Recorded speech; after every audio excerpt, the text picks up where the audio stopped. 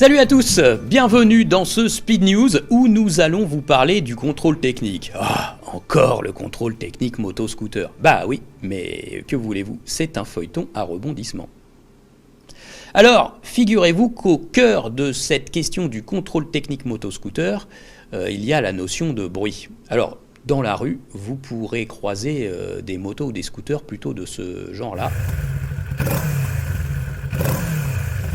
Ou plutôt de ce genre-là. Voilà, clairement, il y a deux grandes familles de motos. Les motos équipées de leur stricte peau d'origine. Et elles respectent la loi, elles ne font pas trop de bruit. Encore que certaines sportives roadster européennes notamment, même en peau d'origine, ça commence déjà à être plutôt sonore. Et puis il y a les motos équipées d'un échappement adaptable qui respectent la loi, bien sûr, avec une petite chicane à l'arrière, un DB killer. Mais certaines motos voient leur DB killer ôté et puis d'autres adoptent carrément des lignes racing, des lignes sans chicane. Et là ça fait un barouf de tous les diables.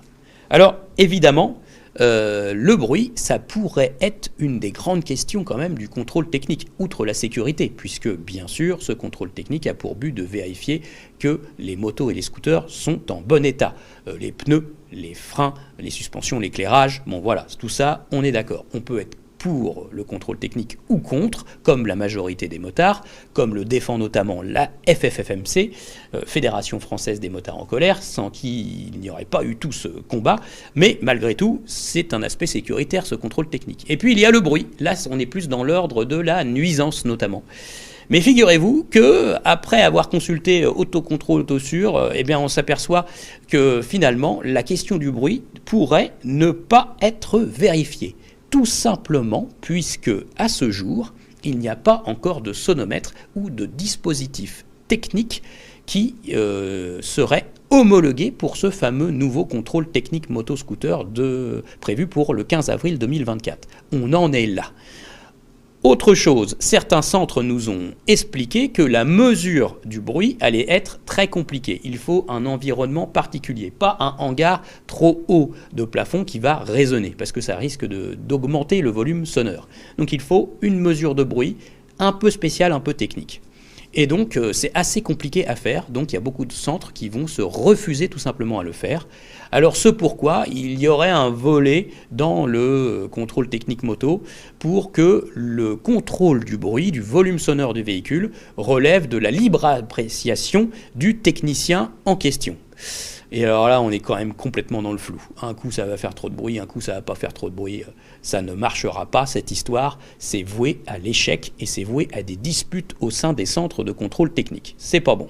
Ironie du sort, figurez-vous que les associations qui ont fortement poussé à la mise en place du contrôle technique, forcément, elles voulaient un contrôle du bruit. Il se pourrait que le contrôle technique moto-scooter arrive en effet sans ce contrôle du bruit des motos et des scooters.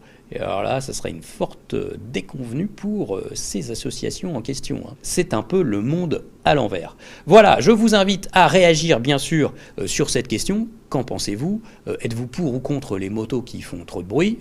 Est-ce que vous trouvez normal que l'on mette en place un contrôle technique ? Alors déjà, c'est peut-être pas normal, vous êtes contre, mais en plus, un contrôle technique pour lequel on ne contrôlera pas le bruit des véhicules testés, c'est quand même assez étrange. Voilà, exprimez-vous à ce sujet, n'oubliez pas de vous abonner à la chaîne YouTube Motor Live, activez la petite clochette, on met régulièrement du contenu en ligne. À bientôt.